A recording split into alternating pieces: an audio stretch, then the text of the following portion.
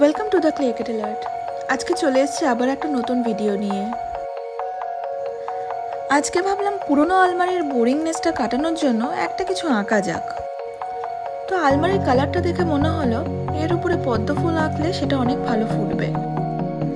তো প্রথমেই শুরু করেছিলাম পেন্সিল দিয়ে একটা সার্কেল করে, আর সেই সার্কেলেই পাপড়িগুলোকে এঁকে রং করে দিয়েছিলাম তুলি দিয়ে। রেড, হোয়াইট আর ফ্লেশ টিন্ট 30 এই তিনটে কালার দিয়ে আমি পাপড়িগুলোকে রং করেছিলাম। তারপর লাইট গ্রিন, ডিপ গ্রিন এবং লেমন ইয়েলো দিয়ে স্টেম পোর্শন আর পাতাগুলোকে রং করা হয়েছে।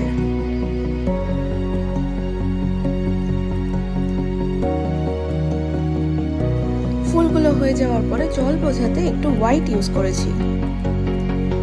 এরপর আঁকছি একটা পদ্ম পাতা।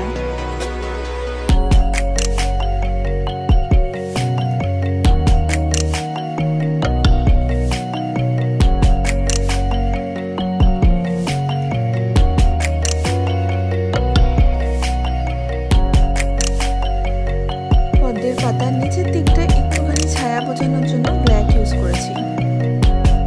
কাজটা মোটামুটি কমপ্লিট হয়ে যাওয়ার পরে ওয়েট টিস্যু দিয়ে পেন্সিলের দাগগুলো মুছে দিয়েছি। And the work is ready.